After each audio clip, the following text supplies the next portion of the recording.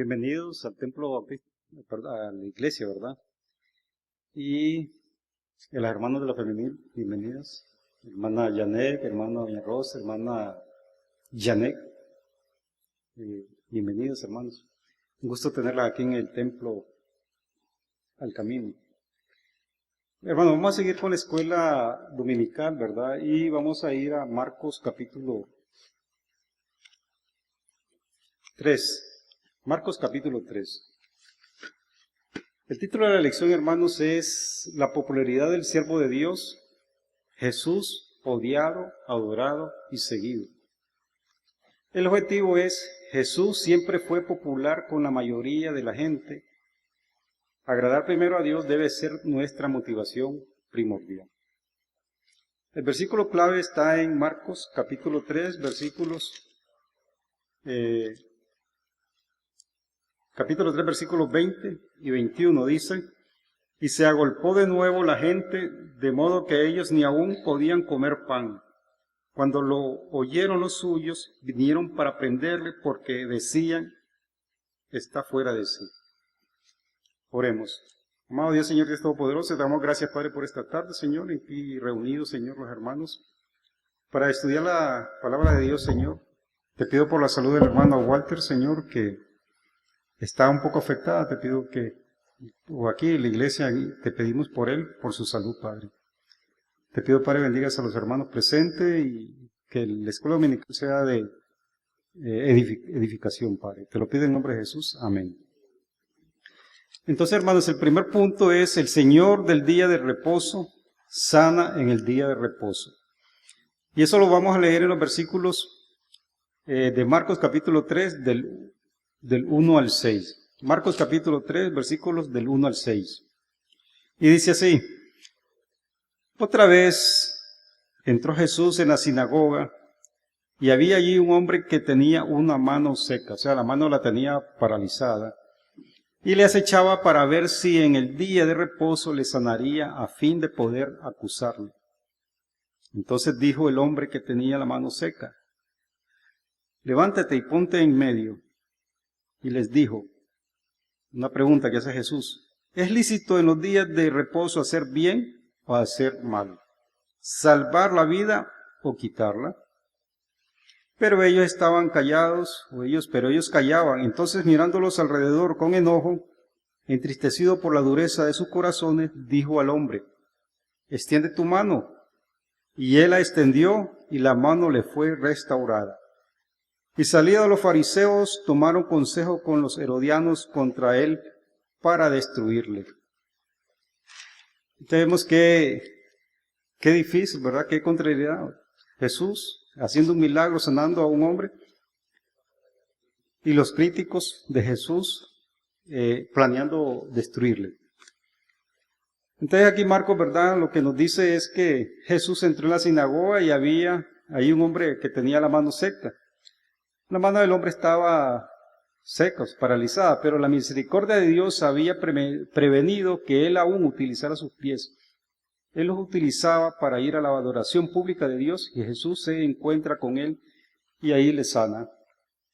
Dios, ¿verdad?, en su omnisciencia sabía que todo esto iba a pasar en el futuro, cuando esta persona, ¿verdad?, quedó con esa mano así, pero tenía sus pies para ir a adorar. Y esas son las cosas, ¿verdad?, que uno encuentra, ¿verdad?, cuando uno va al templo. O sea, sorpresas. Dios nos puede sorprender, tanto en su palabra. A veces en una prédica, solo un versículo que escuchemos nos puede sorprender a nosotros y nos puede ayudar. Tal vez estamos pasando por situaciones difíciles, pero un versículo que escuchemos, al menos en una predicación, nos puede levantar.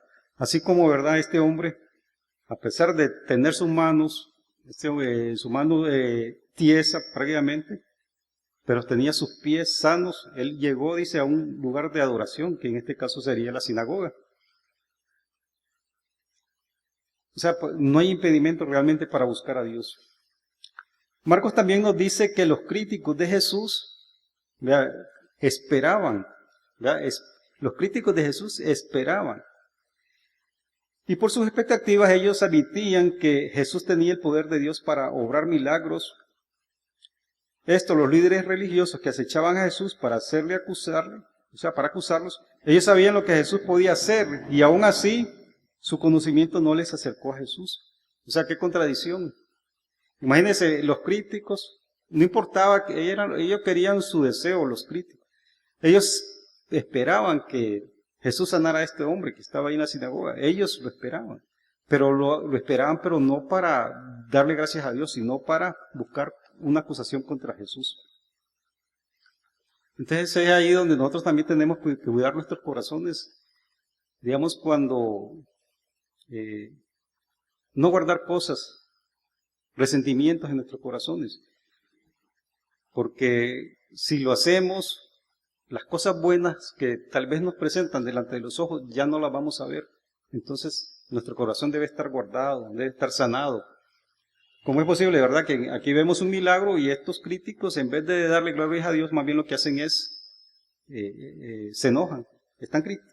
Más bien están planeando o buscan algo para acusar a Jesús. Bueno, hoy en día algunos predicadores saben de Jesús. Y digo algunos, no todos, ¿verdad? Porque realmente, como seres humanos, nosotros fallamos. Inclusive hoy yo puedo estar bien, otro día puedo estar mal, pero la misericordia de Dios es que ahora el Espíritu Santo muere en nosotros. Al menos Él nos dice, nos reahuye y nos dice cuando estamos mal, por la palabra de Dios. Entonces les decía que hoy en día algunos predicadores saben de Jesús y hablan de la gracia y la misericordia. Pero cuando hay interés personales se olvidan de la gracia y misericordia para juzgar al prójimo con un legalismo erróneo, malinterpretando y usando las escrituras para condenar. Y ese es el peligro, ¿verdad?, de que la palabra de Dios realmente hay que saberla usar, como nos dice Pablo en Timoteo, que hay que estar bien preparado. Entonces ellos, los líderes religiosos, sabían que Jesús haría algo cuando él viera que este hombre en necesidad, o sea, iba a ver Jesús al entrar a la sinagoga, iba a ver a este hombre que tiene su mano tiesa, paralizada. O sea, veamos la situación de estos líderes religiosos. En este sentido, estos críticos tenían más fe que muchos de nosotros, porque en algunas ocasiones dudamos que Jesús quiera satisfacer las necesidades de nosotros o de otros. O sea, vemos esa contrariedad, ¿verdad? Estos líderes religiosos esperando que Jesús hiciera el milagro, pero para atacarlo, y no para darle gracias a Dios.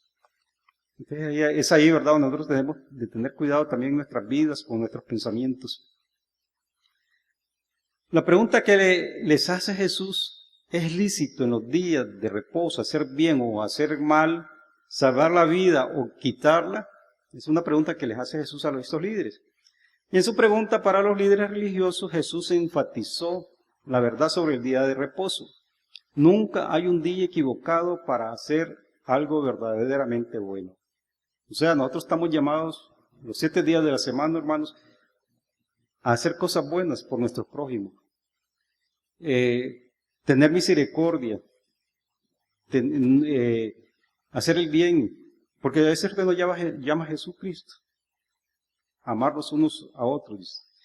De acuerdo con sus tradiciones de día de reposo, si usted tenía un accidente, por ejemplo, tuviera una herida, podría detener el sangrado, la hemorragia, pero no podía ir más allá de hacer la curación respectiva. Podría detener el sangrado que se pusiera peor, pero no se le permitiría que hiciera algo mejor. Y ese es pero Jesús, ¿verdad?, nos trae otra forma. Como dice, el bien, lo mejor, lo podemos hacer todos los días de nuestras vidas.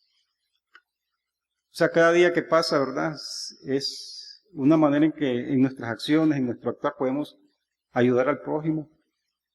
Y dejarnos de celos, dejarnos de envidia, dejarnos de muchas cosas para poder tener claridad y dar gracias a Dios en todo. Aquí vemos que Marcos, ¿verdad?, en este capítulo 3 de estos versículos que leímos, Marcos comenta que Jesús, mirándolos alrededor con enojo y entristecido por la dureza de sus corazones, esto es uno de los pocos lugares en donde se describe a Jesús con enojo, y él estaba enojado por la dureza de los corazones de estos hombres, los líderes religiosos. En Efesios 4:26, Pablo, ¿verdad?, nos escribe que nosotros no debemos enojarnos. Efesios capítulo 4, versículo 26. Airados, pero no pequéis. No se ponga el sol sobre vuestro enojo. O sea, aquí es un enojo realmente de que cómo es posible que estos hombres, viendo el milagro, viendo la solución, viendo, bendeciendo a este hombre, los críticos de Jesús estuvieran todavía con esa razón, viendo el bien ante sus ojos. ¿Cuál es el propósito de estos hombres? Nada más acusar a Jesús. O sea, no hay, digamos, no tenía una lógica.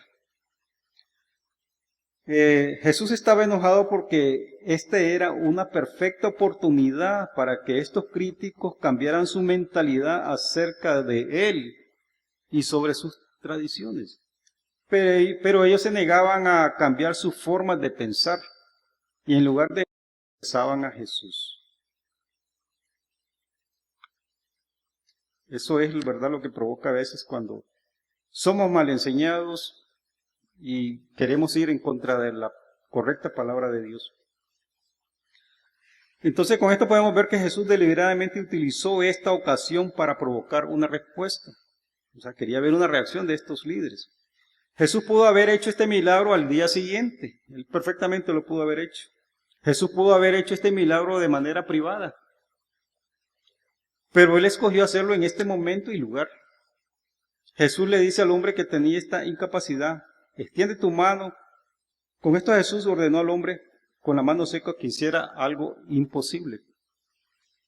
O sea, el hombre creyó, nada más lo hizo, abrió la mano.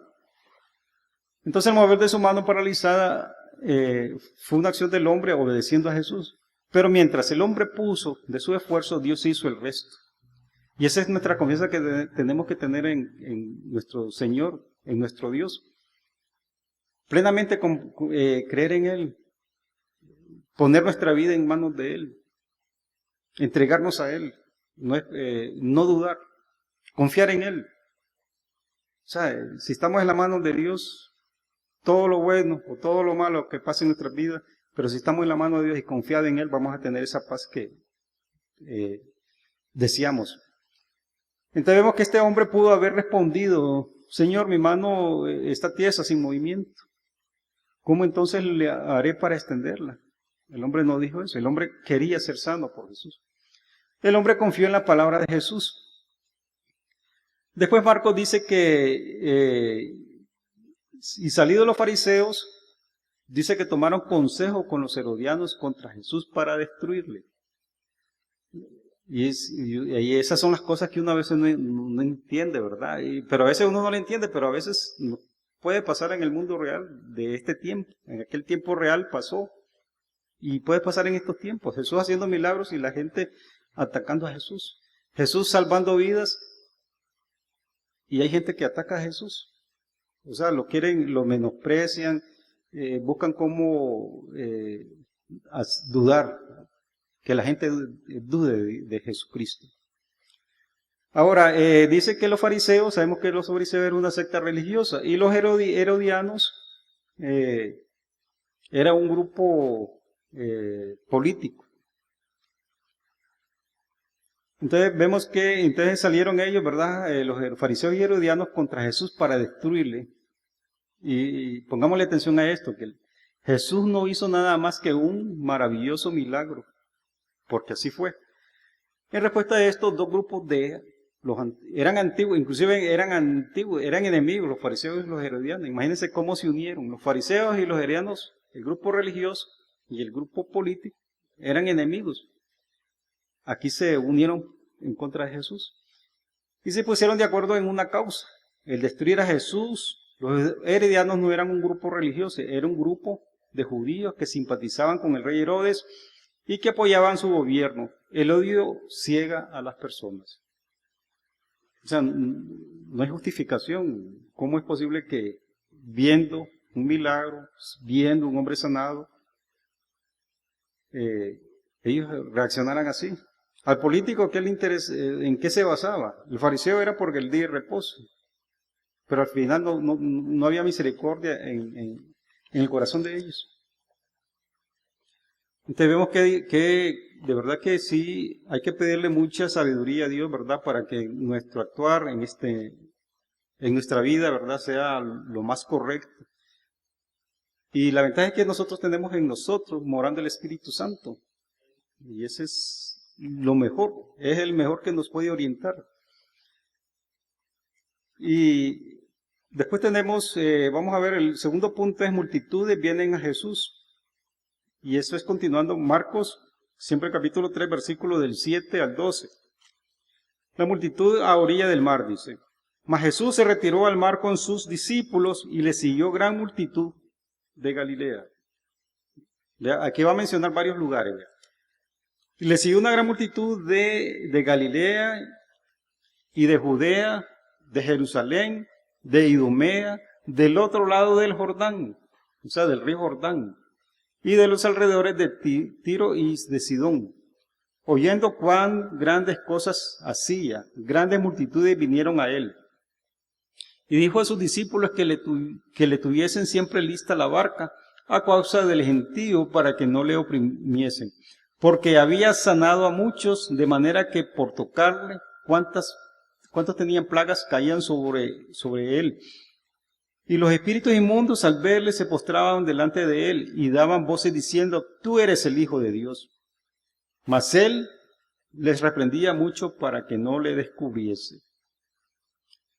Entonces aquí vemos la cantidad de gente. Realmente Jesús movió multitudes en ese tiempo, cuando él estaba. Y vemos los lugares que se mencionan, gente que venía desde muy lejos, desde el otro lado del río Jordán. Venían del norte, venían del sur. O sea, viendo esas multitudes que se movían era porque ya la fama de Jesús, lo que él hacía, la gente venía a él. Y algo que siempre, hermanos, nosotros tenemos algo que es la fe, ¿verdad? Como nosotros creemos en Jesús. Porque lo leemos en las Escrituras, porque hemos escuchado predicaciones. Nosotros creemos en Jesús porque tenemos fe en Él. Creemos, nosotros no hemos visto a Jesús físicamente, pero vemos cómo la palabra de Dios se cumple y nosotros ya creemos en Jesús. Ellos venían por Jesús porque Él hacía milagros, sanaba. Entonces en estos versículos Marcos menciona diferentes lugares de donde venía la gente en busca de Jesús. Las multitudes venían a Jesús cerca del mar de Galilea, desde lugares distantes. ¿Cuántas de estas personas venían a escuchar el mensaje? ¿Cuántos venían por un milagro? ¿Eran acaso atraídos a Jesús más por sus obras milagrosas que por su mensaje? Porque cuando dice, oyendo cuán grandes cosas hacía. Al menos nosotros aquí los presentes, y así muchos cristianos en el mundo, ¿verdad? Es porque hemos creído en su palabra. Porque la fe es por el oír y el oír de la palabra de Dios. Entonces vemos que es maravilloso para las personas que sean atraídas a Jesús, pero su enfoque está en lo que Él puede hacer por ellos en lugar de quién es Él. O sea, nosotros estamos por ver quién es Jesús. Sabemos que es el Hijo de Dios. Algunos no le seguirán a Él por mucho tiempo. Algo interesantísimo cuando leemos que los espíritus inmundos usando al poseído, porque realmente el espíritu inmundo está dentro de la persona.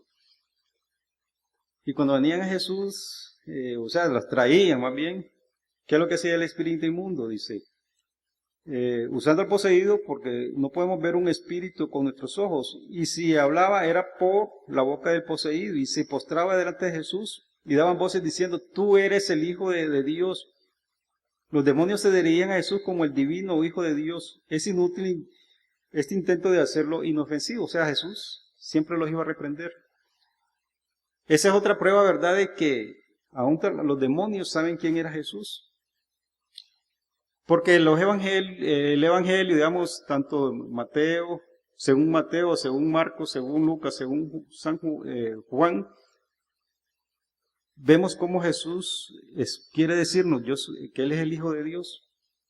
Y una de las formas que se utiliza aquí es como los espíritus inmundos vienen y le dicen, Jesús, tú eres el Hijo de Dios. O sea, son cosas que quedaron aquí en las Escrituras. Y eso a nosotros, ¿verdad? Nos dan una luz más para saber que Jesús realmente es el Hijo de Dios. El tercer punto es Jesús escogió a los 12. Eso está en versículos Marcos, capítulo del 13 al 19. Capítulo 3 de Marcos, versículos 13 al 19. Entonces vemos, voy a leer. Dice, elección de los 12 apóstoles. Después subió al monte y llamó así a los que él quiso y vinieron a él. Y estableció a 12 para que estuviesen con él y para enviarlos a predicar, y que tuviesen autoridad para sanar enfermedades y para echar fuera demonios. A Simón, a quien puso por sobrenombre Pedro, y a Jacobo, hijo de Zebedo, y a Juan, hermano de Jacobo, y a quienes apellidó Bernabés, esto es, hijos del trueno. Andrés, Felipe, Bartolomé, Mateo, Tomás, Jacobo, hijo de Alfeo, Tadeo, Simón el cananita, y Judas el Iscariote, el que le entregó, y vinieron a casa. Pero en Lucas capítulo 6, hablando de este mismo tema, cuando Jesús escoge a los discípulos, Jesús hizo algo muy importante antes de escoger a estos discípulos. Si vamos a Lucas capítulo 6, versículo 12, Lucas capítulo 6, versículo 12, Jesús hizo algo muy importante antes de escoger a estos discípulos. En aquellos días Él fue al monte a orar y pasó la noche orando a Dios. Eso fue lo que hizo Jesús antes de escoger a los discípulos. Dice, en aquellos días Él fue al monte a orar y pasó la noche orando a Dios. Y cuando era de día llamó a sus discípulos y escogió a 12 de ellos, a los cuales también llamó apóstoles. Entonces ya sabemos que Simón, después Pedro, que es Pedro, Andrés el hermano, después llamó a Juan. Bueno, lo voy a leer todo el versículo. En aquellos días Él fue al monte a orar y pasó la noche orando a Dios. Y cuando era de día llamó a sus discípulos y escogió a 12 de ellos, a los cuales también llamó apóstoles. A Simón, a quien también llamó Pedro, a Andrés su hermano, Jacobo y Juan, Felipe y Bartolomé, Mateo, Tomás, Jacobo hijo de Alfeo, Simón llamado Celote, Judas hermano de Jacobo y Judas Iscariote, y llegó a ser el traidor. Entonces, vemos cómo Jesús escoge, ¿verdad?, a los discípulos. Él va a orar. Nosotros cuando vamos a hacer una decisión importante tenemos que tener en cuenta eso, la oración. Cualquier cosa que sea en nuestras vidas. Más si la vida nuestra es de Jesucristo, con mucha más razón vamos a ir a orarle a Él cuando en nuestra vida tengamos alguna petición o alguna decisión importante. Yo creo que es muy importante el ejemplo del Hijo de Dios. Si lo hizo el Hijo de Dios, nosotros también tenemos que hacerlo. Él dio el ejemplo. Entonces, en este momento de verdad, Jesús estaba en un momento crítico en su ministerio. Primero, la oposición de los líderes religiosos como políticos. También estaba esa multitud de gente que tenía que atender, porque era mucho, inclusive hasta para comer ellos tenían que, o sea, no había ni tiempo para atenderse ellos.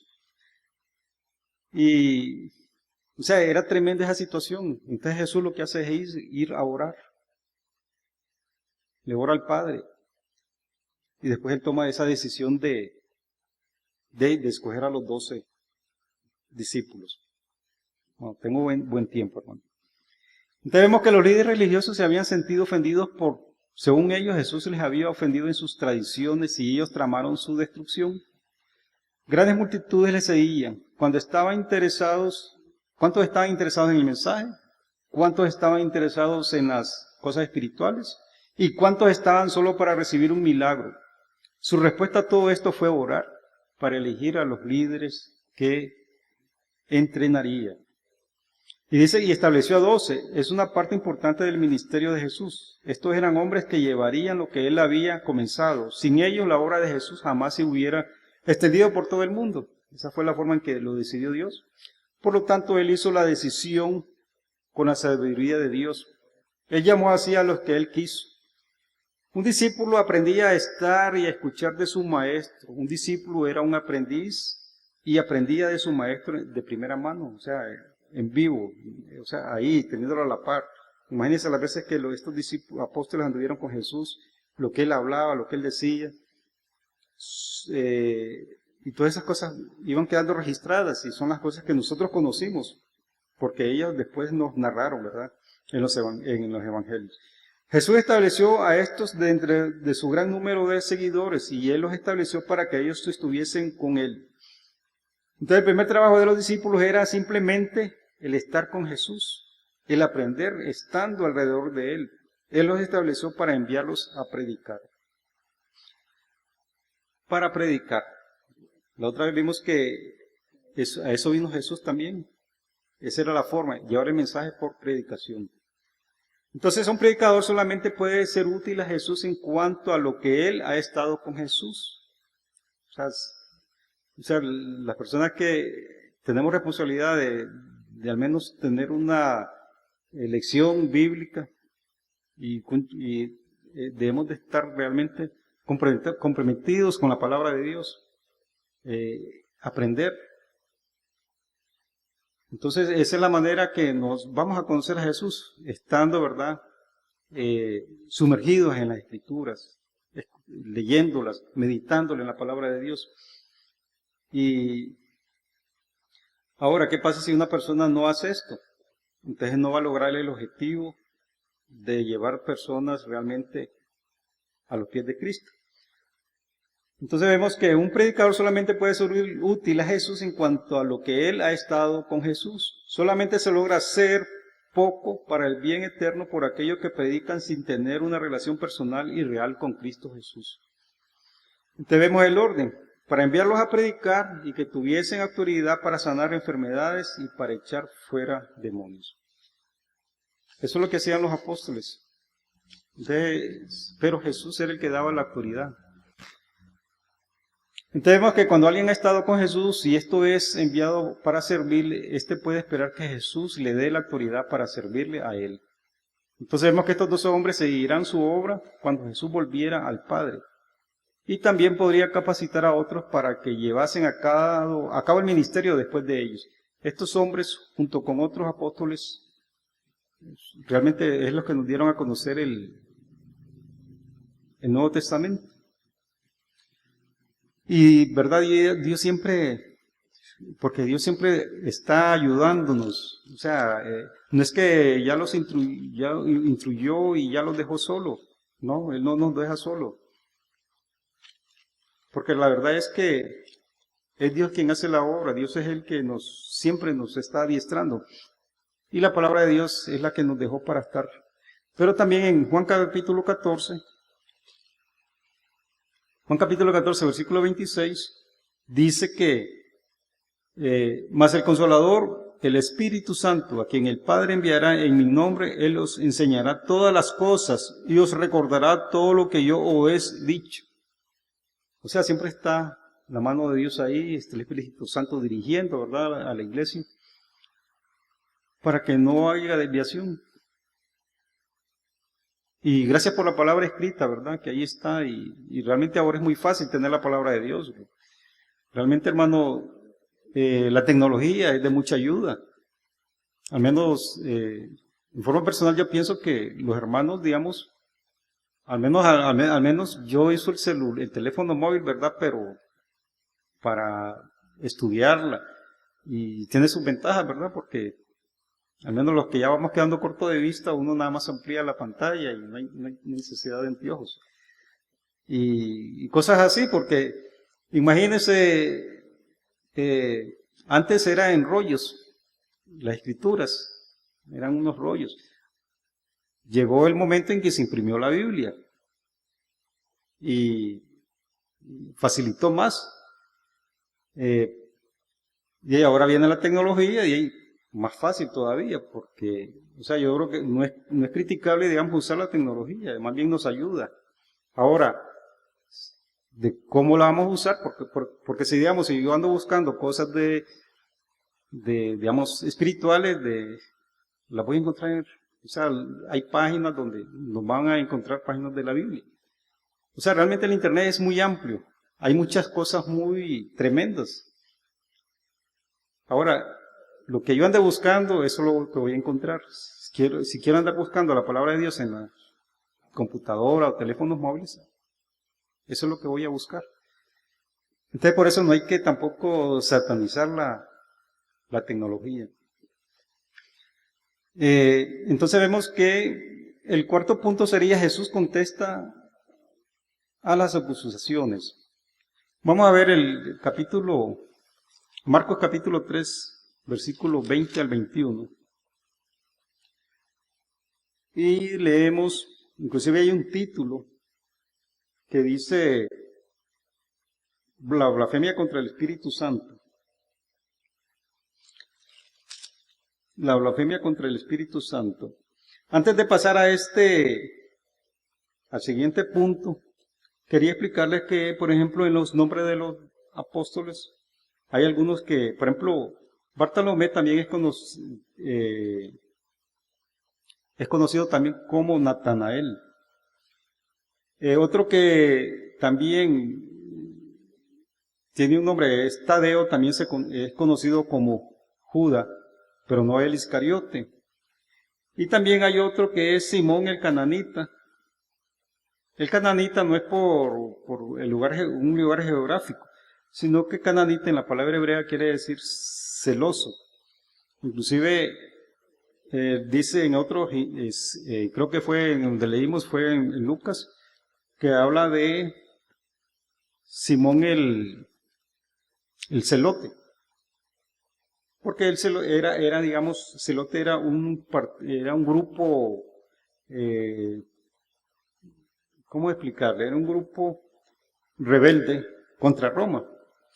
También vemos algo interesante, ¿verdad? En los discípulos es que hay algunos tenían relaciones, digamos, como por ejemplo, Pedro, Juan y Jacobo eran pescadores. Mateo, sabemos que inclusive el hermano nos expuso con Mateo que era un recaudador de impuestos. Sabemos que eran odiados porque trabajaban para el Imperio Romano. Mateo, y recibió a Cristo en su casa. Y vemos que también, y Simón el cananita más bien era un rebelde en contra del Imperio Romano. Entonces vemos que realmente, como en Jesús, digamos, las cuestiones políticas van a desaparecer, porque Jesús es todo para nosotros. O sea, no hay la política, o sea, en Jesús vamos a entregar todo. O sea, nuestra mente y corazón va a estar nada más en Jesucristo.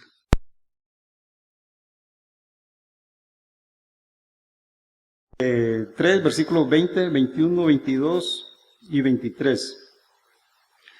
Resulta que Marcos nos cuenta y dice: se agolpó de nuevo la gente, de modo que ellos ni aún podían comer pan. Cuando lo oyeron los suyos, vinieron para prenderle, porque decían: está fuera de sí.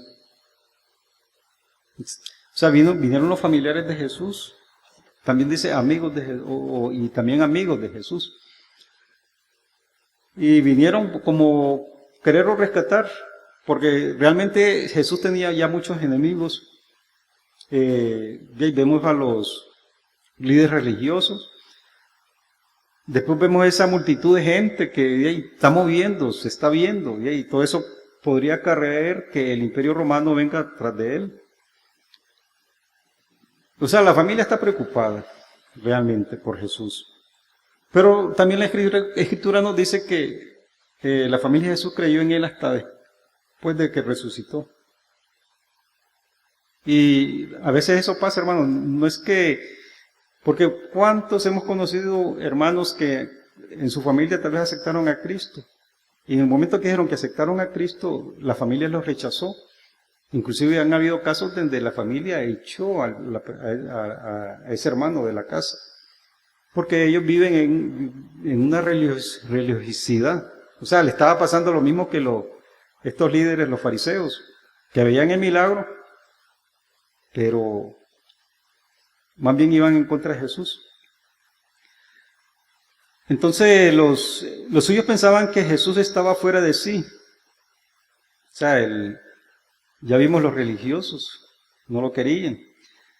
Y también vemos que en el versículo 22 dice: pero los escribas que habían venido de Jerusalén decían que tenían a Beelzebú y que por el príncipe de los demonios echaba fuera demonios. Entonces aquí Marcos nos cuenta que una delegación oficial de expertos de Jerusalén, los cuales venían a Galilea a observar y evaluar el ministerio de Jesús, la opinión de estos escribas tuvo mucho peso entre muchas personas. Entonces vemos el cuidado de que debemos de tener cuando hablamos de las Escrituras, si nos vamos a referir a las Escrituras, porque si nosotros hacemos una mala interpretación de la Escritura, va a pesar sobre las personas que nos escuchen. Hay que tener mucho cuidado realmente con las Escrituras. Ellos acusaron a Jesús de estar poseídos por Satanás. Esto no fue el único momento en el cual Jesús fue insultado de esta manera. Y así rápidamente, por ejemplo, le dijeron: demonios tienen y está fuera de sí, ¿por qué le oís? Eso dijo una vez la multitud, eso está en Juan 10:20. Después hay otro que dice: no decimos bien nosotros que tú eres samaritano y que tienes demonio. Eso está en Juan 8:48. Después otra acusación así: nosotros no somos nacidos de fornicación. O sea, despreciando a Jesús. Eso está en Juan 8:41. Este es un hombre comilón y bebedor de vino, amigo de republicanos y pecadores. Eso está en Juan, vamos a ver. Es más, en Marcos. Eso lo vimos un día de esta semana. Demonios tiene. Esto está en Juan 7:20. Y vemos que Jesús, cómo lo critican. Y es algo que nosotros vemos también, que en el cristianismo están esperando que algo haga el mal, algo se equivoque, para que la gente lo critique. Y aquí al menos a Jesús, ¿verdad?, lo criticaban en esa forma. Buscaban cómo desacreditarlo. Dice, su propio pueblo no entendía a Jesús, pero los escribas que habían venido de Jerusalén, viciados y cínicamente, atacaron a Jesús. El plan era desacreditar a Jesús delante de la multitud. Y ya para ir terminando, hermanos, el cuarto punto vamos a leerlo, está en capítulo 3 de Marcos, capítulo 31 al 35. Es cuando la madre y los hermanos de Jesús llegan. Y esto es algo interesante, hermanos, porque hay una denominación cristiana, porque hablan de Cristo también, que dicen que María no tuvo hijos, que María siempre fue virgen, pero la Escritura dice otra cosa, y aquí está más claro, ¿verdad? Voy a leerlo. Marcos capítulo 3, versículos 31 al 35, dice: vinieron después sus hermanos y su madre, y quedándose fuera enviaron a llamarle, y la gente que estaba sentada alrededor de él le dijo: tu madre y tus hermanos están afuera y te buscan. Él le respondió diciendo: ¿quién es mi madre y mis hermanos? Y mirando a los que estaban sentados alrededor de él, dijo: he aquí mi madre y mis hermanos, porque todo aquel que hace la voluntad de Dios, este es mi hermano y mi hermana y mi madre. Entonces vemos, realmente está hablando Jesús de la familia de Dios. Es lo espiritual lo que realmente vale. Realmente es lo más importante, hacer la voluntad de nuestro Señor Jesucristo. Entonces vemos esto, hermanos, que realmente la Escritura es la que nos da la luz, nos dice la verdad. Al menos en estos versículos del 31 al 35, nos habla realmente que María tuvo más hijos, Jesús tuvo sus medios hermanos. ¿Dónde lo encontramos? En la Escritura. Entonces no hay manera, ¿verdad?, de que... Y ahí es verdad es donde nosotros vamos aprendiendo realmente que la obra, como les decía, siempre la ha hecho Dios. Dios es el Cordero, Dios es el sumo, Jesús es el Cordero, Jesús es el sumo sacerdote. Nosotros realmente no tenemos que hacer nada, Él ya lo hizo todo. Entonces, hermanos, realmente es muy interesante, ¿verdad?, lo que Marcos nos enseña de las Escrituras, de lo que Jesús hizo, y todo ha quedado, ¿verdad?, ahí registrado en la historia. Nosotros nada más lo que tenemos que hacer es leer las Escrituras y pedirle al Espíritu Santo que nos ayude a entenderlas. Y hermanos, realmente gracias a Dios, ¿verdad?, porque este momento de escuela dominical, porque yo creo que es uno de los momentos más bonitos donde podemos estudiar la palabra de Dios. Y hay realmente nos gustaría más bien a veces que participáramos todos, porque también ustedes tienen sus puntos de vista. Entonces sería interesante también, hermanos, que en algún momento se pudiera participar también ustedes.